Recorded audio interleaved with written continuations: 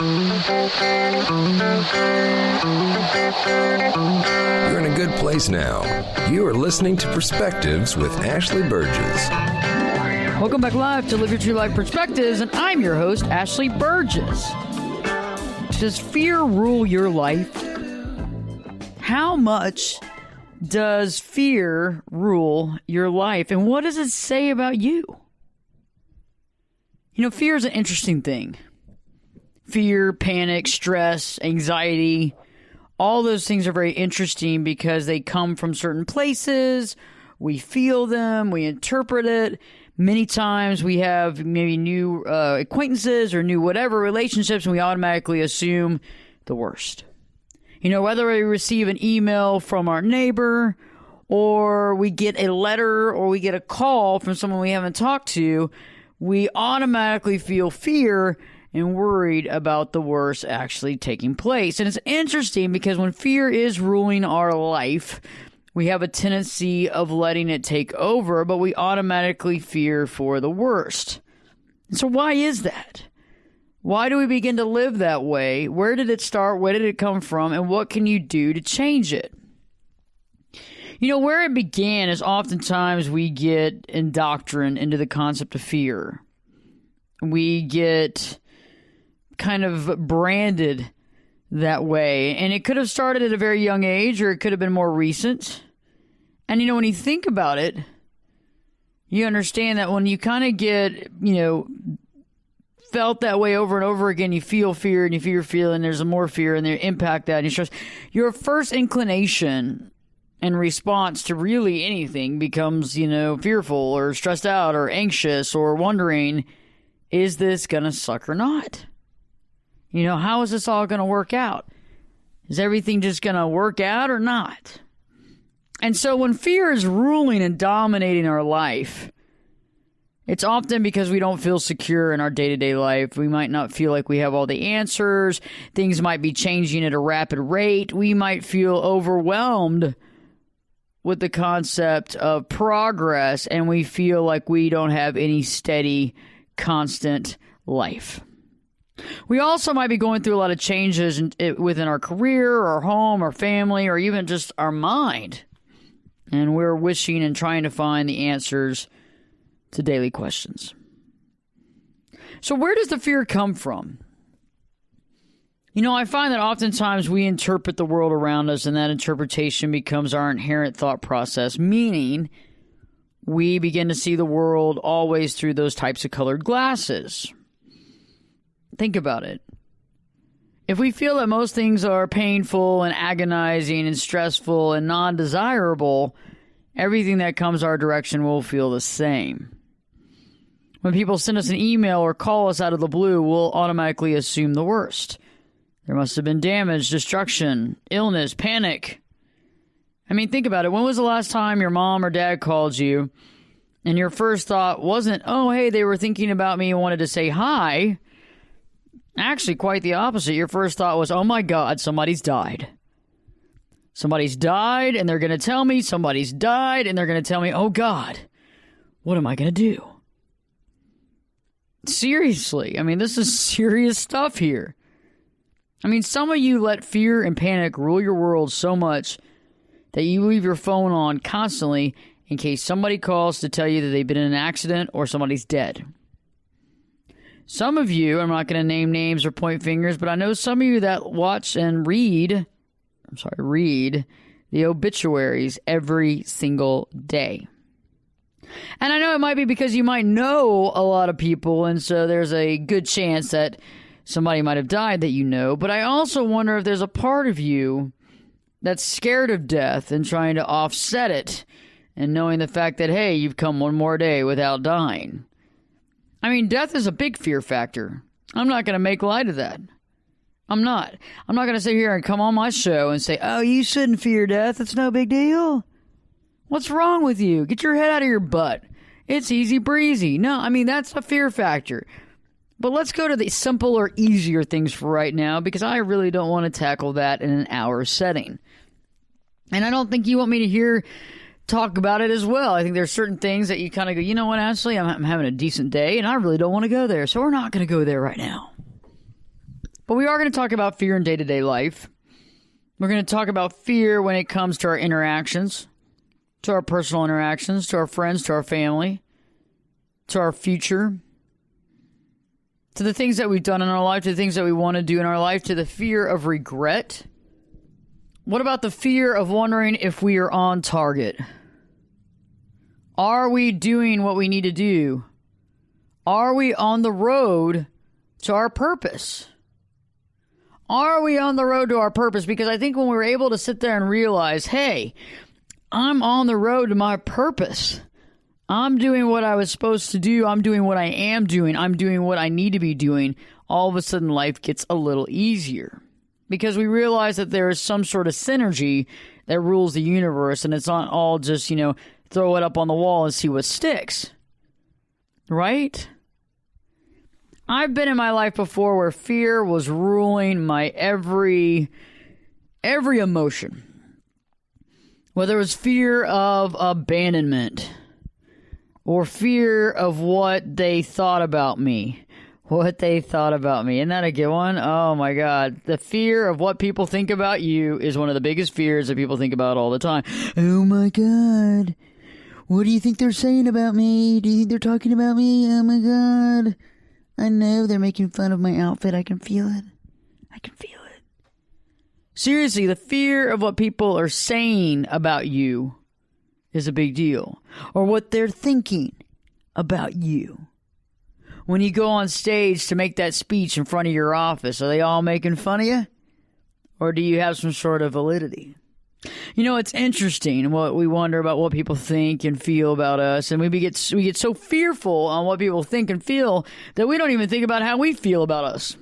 It's too busy about making them happy. Making them all warm and fuzzy. Who cares? But we've been indoctrinated into that concept. The people-pleasing gene. Want to make everybody happy gene. I don't want anybody to hate me. I want everybody to like me. I want everybody to be my best friend. I used to have those My Little Ponies as a kid. Why don't you get a set of My Little Ponies and sit in the corner and play with them? Because you know what? Honestly, that's where you are if you really care about what everybody thinks. Because you're not going to make everybody happy. And some of the people are just not going to like you just for the fact that they don't like you. It's nothing you've done. It's just they don't like you. I had it happen you always occasionally have this happen throughout life. It's just the way life works. If you're a decent person, people like you, you're outgoing, you're a nice person, you know what I mean? For the most part, not many people dislike you. Okay? And the few people that dislike you, they dislike you because there's something about you that irritates the living crap out of them. Or you remind them of somebody, or they just don't like you because you rub them the wrong way. Somebody that's really unhappy is not going to really enjoy being around somebody that's pleasantly happy all the time. It's going to get freaking irritating, okay? And so when you're out there trying to please all these people, why? It's like going to a comedy for a film, wanting to go see a comedy, and you go to a painful, scary horror film. It's not going to work. It's two different genres. Okay, they don't crisscross. They just don't. Okay, they just don't. There is no sick horror film that's funny. Okay, seriously, think about it. If you cannot crisscross on genres, if somebody feels a certain way and that's the way they are, they're not going to accept the other around them. And also, there's a caveat. Some people won't like you because you remind them of themselves. Because whatever you're doing, what they feel is wrong, and it's annoying them, it's not the fact that it's just wrong and annoying them. It's actually magnifying personal skill sets or personal attitudes that they have, which upsets them and just kind of infuriates them and makes them want to run. So when I return, I'll be talking more about fear. More about the fear factor in life. Because I really want to talk about the fear factor because that matters so much. Because the fear factor, when we're fearful, we don't do what we probably should do because we're scared of what will happen. And what happens to not doing what we need to do? Well, that leads to what? Regret. And what does regret lead to? Depression and sadness and a lost sense of self. And it's funny how we lose our sense of self the more and more we care about what other people think. It's funny how we lose our sense of self when we go away from who we truly are and begin to question our purpose and to be questioning ourselves. But when fear comes into our life, that becomes something that takes us off target completely. It can take away all the foundation you have, all the structure you have, and it takes over in your mind and body, and it makes for a very shaky, unsettling situation. Check out the website, ashleyburgess.com, ashleyberges.com. Check out the latest shows as well on Spreaker, Stitcher, Google Play, iHeartRadio, and across the country. And live your true life perspectives. Your host, me, Ashley Burgess, will be back this time. You know it. I'll be back this time in 2 shakes.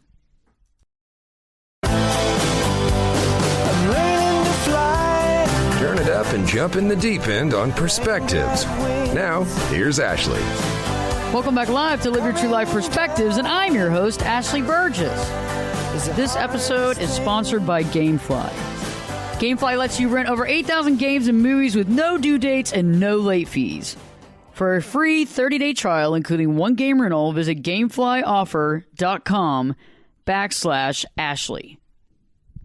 Tonight I'm asking you, does fear rule your life? How much fear do you feel in day-to-day activity? In dealing with interactions, personal interactions, professional interactions, work, home, the future, your kids, everything. How much does fear take over in your life? And I'm asking you this because when we have a lot of fear in our life, it says something about us. It says something about us. And it's not a bad thing. It's not like, ooh, you're a bad person because you got a lot of fear in your life. No, nothing like that.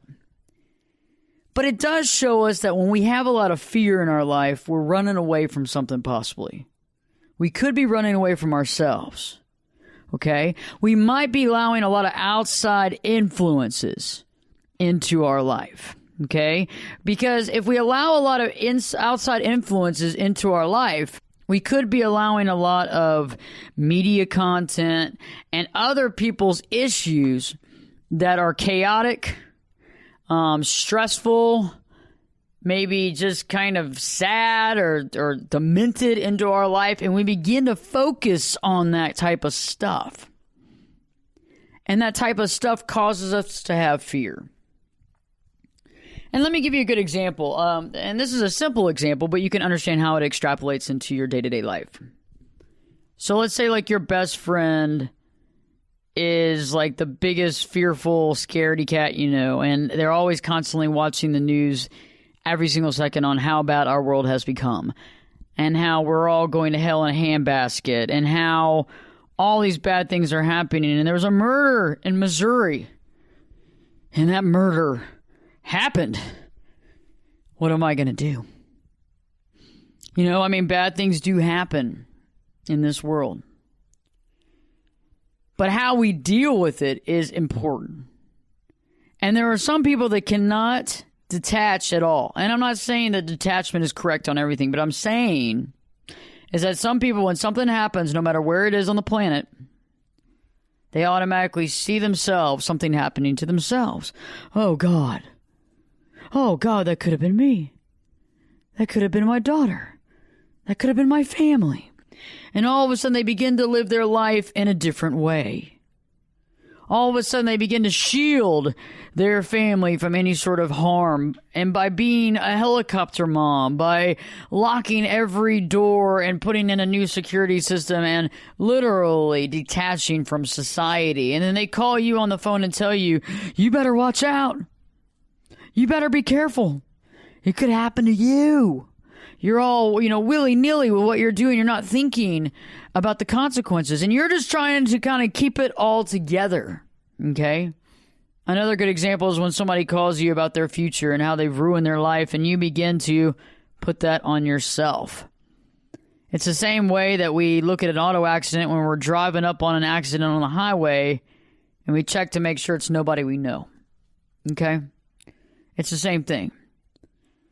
Because no matter what it is, good, bad, or indifferent, we constantly think about it in our own terms. So when somebody tells you that something happened to them, at first, you're there for them. You care about them. You're trying to help in any way possible. But then you begin to reflect on your own life. Then you begin to project that thought to your whole entire meaning and being within your life. So let's talk about fear. Let's talk about the fear of, a lot of people have the fear of abandonment, of people leaving them. And that really comes from usually either something that recently happened, for example, a mother or father died, leaving the person feeling abandoned. Perhaps the spouse, the wife or the husband got up and left and wants a divorce. Okay? That can be an immediate feeling of abandonment. Perhaps somebody lost their child died. Or it could come from the past. Okay, so if something's immediate, something's immediate. It just happens. So you have to let people go through it, grieve through it, and go through the process and overcome it. But there are some things that have lived with us for our entire lives, or at least since the beginning. A good example that I deal with in my own practice is working with clients with borderline personality disorder, BPD. And one of the reasons they really kind of constructed this was a security mechanism, was a safety mechanism, but it's really derived from some key points. And one of those key points and one of those things that can happen is abandonment. Okay, when somebody's abandoned at a very young age by a father or mother, guardian, you see what I'm saying? And when you're abandoned and you're scared and you're young, you never want to feel that way again. So you never want to feel abandoned again. You never want to go through that pain and that agony. No matter what it costs, no matter what pain and agony you put yourself through, you still don't want to go through that. And so you create this security mechanism, okay, so that you never feel that abandonment again, being that oftentimes instead of ever getting abandoned, you will abandon somebody at just, just literally the flash of a camera, the click of a button, the literally anything will make you run.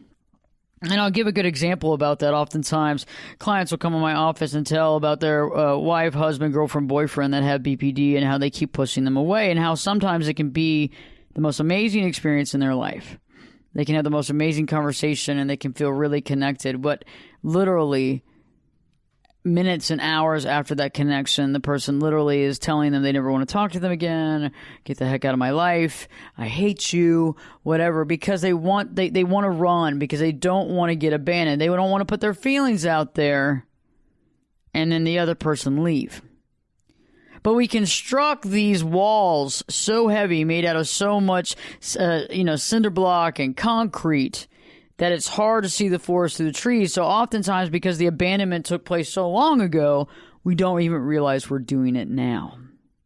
And fear is one of those things that I call that a negative emotion, because it doesn't do anything for us but make us scared, stressed out, keep us away from our goals and our dreams, and really kind of just take away from the love and the joy of life. I mean, there's a lot going on, but when we're filled with fear, we don't enjoy it.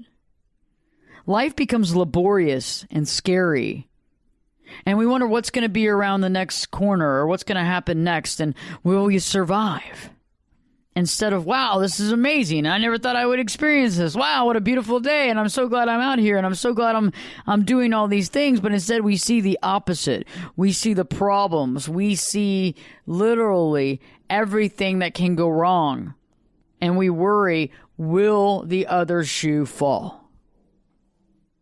And it's a very interesting concept, and I feel that fear, all in all, allows us to be scared, to feel frustrated, but it leads to a lifetime of regret until we're able to deal with it. Until we're able to literally realize that we have fear controlling our life, there's not much we can do. We're kind of stuck because we're using fear as our filter, okay? It's kind of similar. If we're using fear as our life filter, right? It's very similar to if we were using a water filter of poop. Okay? I like potty humor a lot here on the show. And so let's just say you had a filter. Instead of charcoal, you put poop in there. And you filtered your water through that. How would that be? How would it be? It would be awful, and you wouldn't drink it. But fear does the same thing. It filters our entire life feeling scared, stressed out, angry, worried, depressed, and it keeps us from doing what we want to do in life. And until we realize where the fear is coming from, we can't do anything about it. You see what I'm saying? Because it's like that, it's just the elephant in the room. Where's it coming from? Can I pinpoint it? Do I know where it's coming from? Do I understand? Do I understand that maybe this started at a young age, or did it recently start? Or did I construct this in my own mind in fear of failure? Or in fear of success? I think there's more of fear of failure than anything else. I think success, I think that's a nice positive way of putting it, but I think most of us are scared of failure. Of not accomplishing what we want in life, of not accomplishing dreams or being successful, or worried, will other people do what they want to do and we are going to get stuck? Worried that we might miss the mark altogether. What if we miss out and don't get to experience life as we want to? What if we never get married? What if we never have children? What if we never have that aha moment? And instead of allowing things to happen and living our life to make that happen, we literally put the fear factor so deep within our mind and in our body that we actually miss out on the good things happening in our life. Check out the website, ashleyburgess.com. If you'd like to contact me, click on the contact page and send me a message, and I'll get back to you in 48 hours. Live Your True Life Perspectives with your host, me, Ashley Burgess. We'll be back. Well, I guess I got to think about that. I'll be back this time in 2 shakes.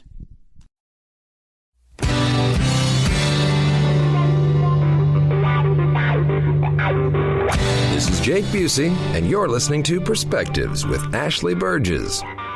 Welcome back live to Live Your True Life Perspectives, and I'm your host, Ashley Burgess. This episode of Live Your True Life Perspectives is brought to you by GameFly. GameFly has over 8,000 newly released and classic games available for rent for one low monthly price. As a GameFly member, you can rent as many console and handheld games as you want, and you can get them delivered right to your mailbox. Games are shipped to arrive on the actual game release dates, so there's no more standing outside for any releases. You can rent classics or new release games, Xbox One, Xbox 360, PS4, PS3, PS Vita, the Wii U, and older systems as well. If you love the game and don't want to send it back, you can keep it at a discounted rate. One disc plan is $15.95, 2 disc plan is $22.95. And there are no contracts, new due dates, and no late fees. Instead of buying 2 or 3 games per year, sign up for a year's worth of GameFly and rent as many games as you want. Visit GameFlyOffer.com/Ashley to sign up for a premium 30-day trial. That gets you 1 free game rental. Again, it's GameFlyOffer.com/Ashley. We're talking about fear right now. I'm talking about the fear factor. How much fear is in your life? And I think in order for us to ask ourselves, what does it mean? Why do we have this fear? Where did it come from? What am I doing? Where is my life heading? I think we got to ask, where is the fear coming from? Once you know where your fear is coming from, you can begin to change it. Once you know where your fear is coming from, you can begin to identify it. Once you know where the fear is coming from, you can stop it, augment it, look at it, see what needs to be changed, see what you can do, change it, and happily move on. So where is the fear coming from in your life? Because I think all of us, to some degree, have some fear.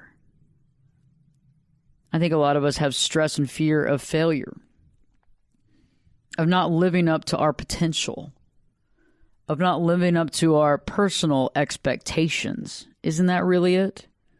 We expect to do this or to do that.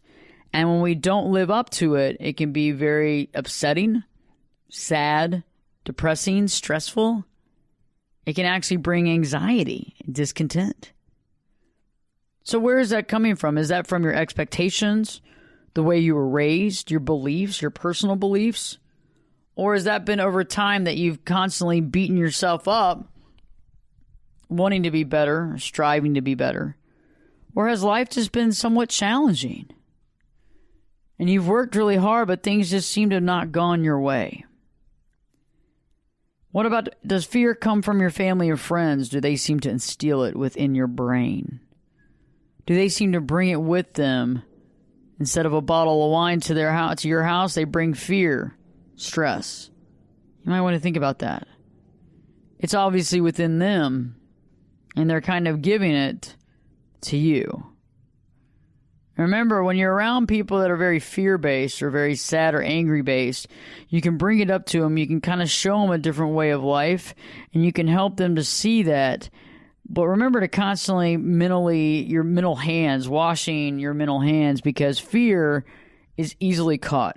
Okay, it's very easily moved to a new host, depending on what somebody tells you, or what they insist you to watch on TV, or what kind of media they think that you should be aware of. All those things can cause you to get off target from your own life, from doing the best you can, from making those amazing things happen in life that have ripple effects and wave effects that help everybody in your life stream. Basically, they can get you off target from that and get you stuck in a world of fear and worried about what's going to happen next. You know, oftentimes the fear comes from within our mind. Our mind, as you might not realize, can be our worst enemy. Our mind can be our worst enemy. What we feed it mentally, and what we feed it by media and music and our past and what we believe and all this stuff can really, infect us like a disease. You know, it's interesting how people can be ruled by their mind, and the mind is telling them things that have no basis of reality. But if it's thought about as much as possible, or it's constantly thought about, or the thoughts are over and over and over again like a broken record, they become reality. And fear is something that doesn't have, there's no basis of reality. Okay? Let me give you a good example of fear. The more and more fear we have, we keep fearing the worst. And I realize there is a potential, a percentage point of some of these things happening, but we begin to create it, and as we create more and more fear, we get more and more anxious. Okay, and it can be difficult with some people with fear because it makes it hard for them to breathe, hard for them to focus, and when we get to that spot in the fear factor, we're out of control. Okay, we've gotten mentally, emotionally, physically out of control. And the reason why we spiral through that is because we've allowed our mind to basically create this puzzle and weave this yarn that we have fallen hook, line, and sinker to.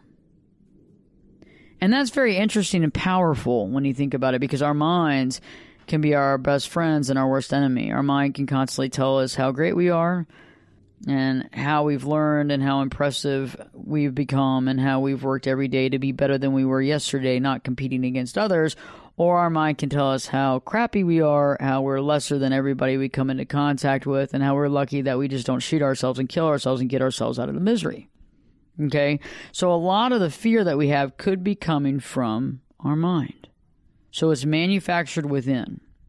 And remember, an environment that we live in is extremely important. So you know how when people talk about biological or environmental, right? And people say, well, the baby was born biologically this way. But then if we look at environmental stats and we realize where the baby lived, you know, this baby had a propensity of being X, Y, Z. Well, environment is a big deal. So being born in one person's womb, yes, that's the environment that they were born in. But then when they move into a home and they're in a certain city, that's their environment. Now let's go a step further in environment. The environment that you are housed in is your body. That is your home of origin. Okay? If your home of origin is out of sync, if it's off, if it's really stressed out, if it's based in fear, you're not going to be very healthy of mind, body, spirit. And so as we go through this tonight, I want you to really focus on where is the fear coming from, because in our last segment, I'm going to be talking about how you can take your life back. And you can use this in any way, shape, and form when it comes to fear, because fear is that same type of negative emotion, and fear is the opposite of love, and fear is what separates us from all others on the planet. Okay, it's a separating tactic. It's used oftentimes in certain media to make sure that we don't uprise, right? Because if we all realized that we were not really fighting each other and we were all unified, then, we could actually be a force worth reckoning with. That would be a problem, that could actually cause, that could change the world. And so if we can continue to create this fear factor, okay, across the lines, then we separate people in their own neighborhood. We separate people from speaking or talking because they automatically assume that that person's either racist or is going to kill them, or they could be a serial killer or what have you, when the biggest probability is that they probably have some of the same similar feelings, thoughts, and they would probably really get along if they just took a minute to get to know each other. If it's in your mind, what about if the fear is in your past? Fear can be something that we have been best friends with our whole life. Fear could be that enemy that you have kept with you for over time, since the beginning of time, that you can't seem to shed. And that friend, that buddy, has kept you from doing anything worth doing as long as it possibly can because you've held on to it like grim death. And so a lot of times we have to let go of our past. We have to see it. We don't want to forget some of the things that happened. We want to forgive. We don't want to forget because we don't want to do it again, right? But we want to get past that, and we want to accept our past and say, you know what? Some bad crap happened in my past, but I'm not going to let it rule my life. And some of you might need to go see a therapist, somebody like me, to deal with that past stuff, to get past it, to move on with it, and I can help with that. And some of you just need to be able to be cognizant that it exists to let it go. It's up to you to let it go.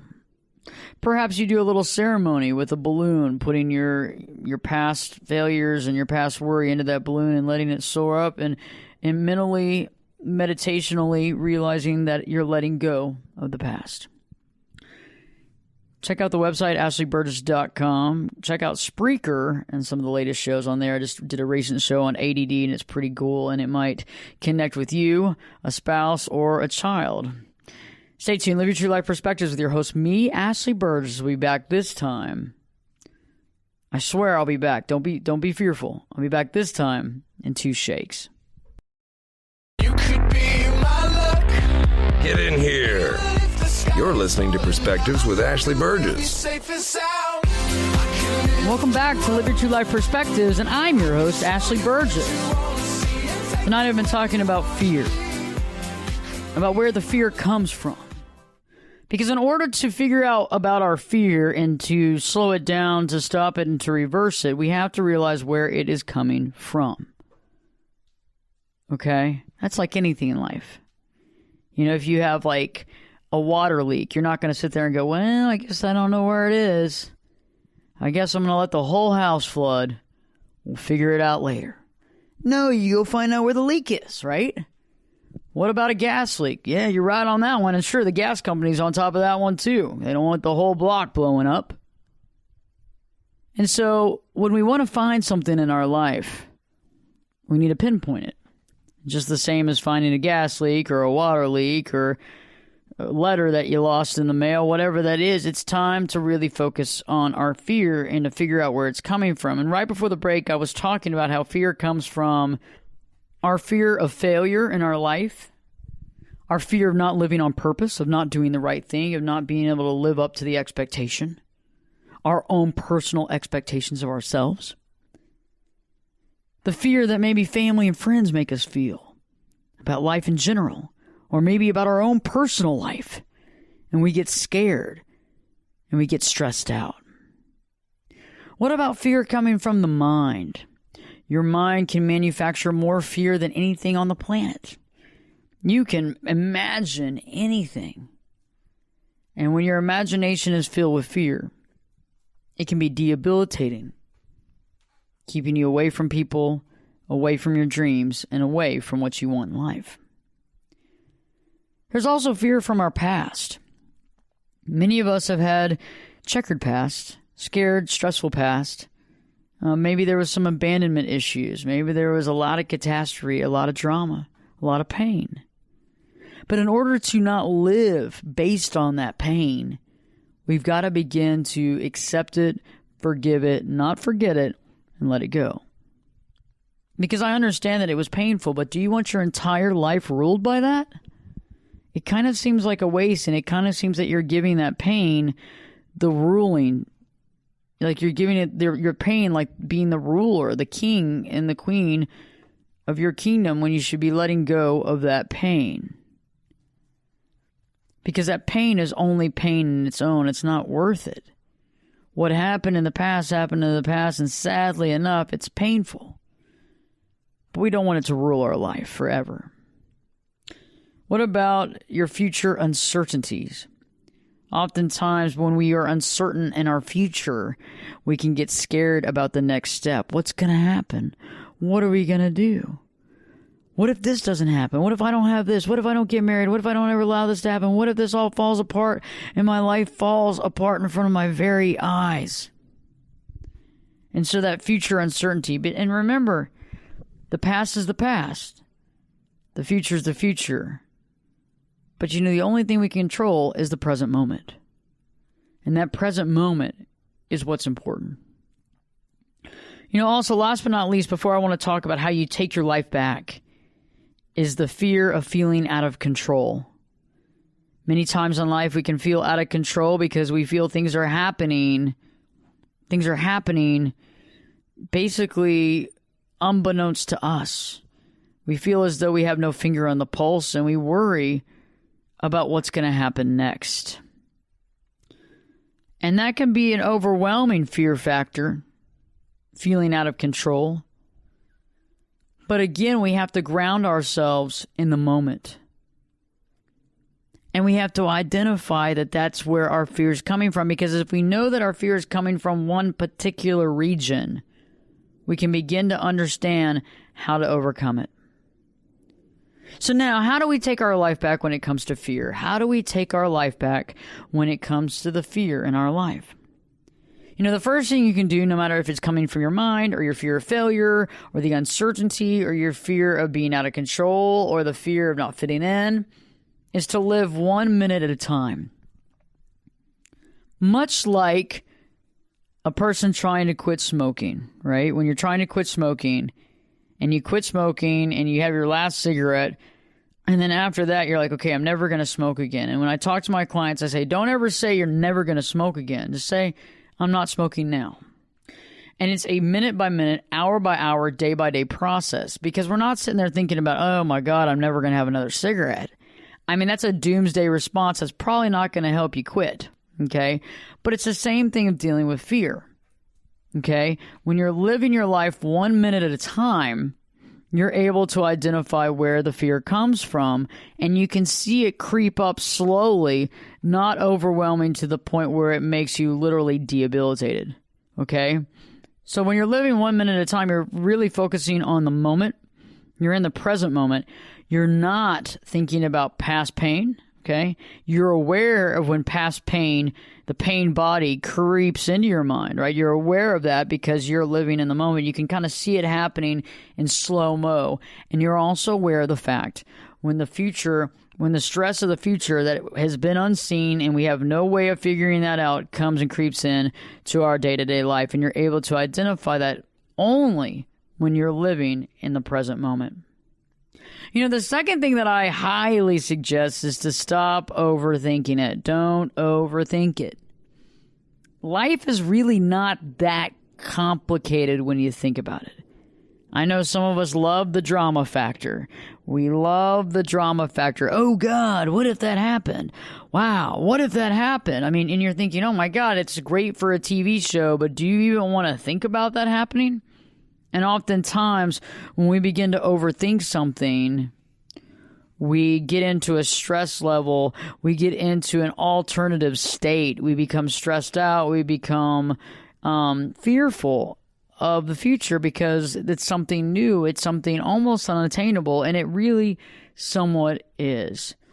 So when we kind of put ourselves back and realize that it's all about taking that moment being in the moment, but better yet, realizing when we're overthinking something or allowing portions of disreality or unreality to become part of our reality. The third thing is that if it scares you in a good way, if something comes to you or you have to fulfill some obligation and it scares you in a good way, like it propels you forward and shows you like the moxie you have and the power you have, that's great. But if it scares you in a way that stagnates you and basically stops you from movement, you need to run away from that. Because if it scares you in a good way and makes you think and feel and makes you jump out of that old way of doing things, it makes you jump out of that, it's perfect, that's amazing stuff. You need to surround yourself more with that. You need to push yourself more. Like if you're scared about, well, I want to make this speech and I'm scared to talk in front of somebody. I'm scared of talking, but this is my life dream. You've got to push yourself to speak in front of people, to begin to speak in front of 2, 4, 5, 10, 50, 100 people. Even though it might scare the living bejesus out of you, you've got to do it, but it scares you in a good way. And that's what you want more in your life. And last but not least, when we realize that it's not a competition, life is not a competition. I know we think that way because every TV show in the world, like reality show, like is a race to the death or a race to the end, or we're going to compete, and we're going to lie and cheat our way through this, or we got to compete on the Shark Tank or whatever the show is. We got to compete against those other people. We got to win. We got to beat them. We got to win. If it's football, basketball, baseball, soccer, highlight. I mean, it's all about winning. But you know what? It's not about beating other people. It's not about being best. Oh, I'm the best in the world. I'm number one. Woo! It's about being better than we were yesterday.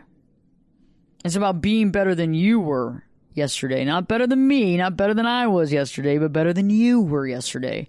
And when we begin to realize that, we don't compete against others. We don't worry about what others are thinking or feeling, or we don't worry if they're worried about us or if they're making fun of us. We tend to get out of the thinking mind and into the mindful mind. Do you see what I'm saying? When we lose those high expectations on others and ourselves, and we realize reality, and we begin to understand that, yes, we are not perfect, and we do fear certain things, and that's normal, and that's life, and other people fear things too, and you begin to understand, and you begin to realize that, yes, perfection is, not real. But you also begin to realize that why is perfection not real? But what does perfection mean? And I think that perfection in all reality means that you're good with yourself. You're happy, you're healthy, and you love yourself to a degree that you realize that you're not competing against others. You're not upset. You're not stressed out. But on the biggest deal is that you begin to lose that fear factor because you begin to realize that life is not a competition. Life is not a race. Life is basically a series of events that encapsulates an amazing life that we can choose to accept or we can choose to run from. And when we realize where our fear is instrumentally coming from, we can begin to understand how to let it go. And so I ask you right now to really go deep and figure out, where does your fear come from? Why is it magnified? What triggers your fear? Maybe start a journal, write it down. What triggers that fear? And how can you begin to back it up? How do you begin to get rid of it? How do you begin to slow it down, pinpoint it, and let go of it? Because fear is just another roadblock to our happiness, to our success. It's a roadblock to our success. Instead, it's one of those things that lead to our regret. And the last thing you want in life is a big helping of regret. So remember, fear is normal. To fear things is a normal human feeling. That's normal.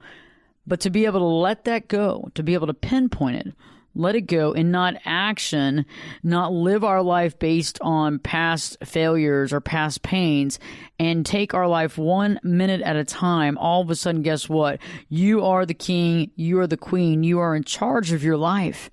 And you have some amazing stuff to do, because now, for the first time, you're really realizing the real power that you're given. You took that fear away, and now you've taken the mask off as well. Stay tuned. I have a great show for you coming up next. And Live Your True Life Perspectives with your host, me, Ashley Burgess, will be back this time. I'll be back this time in 3 shakes.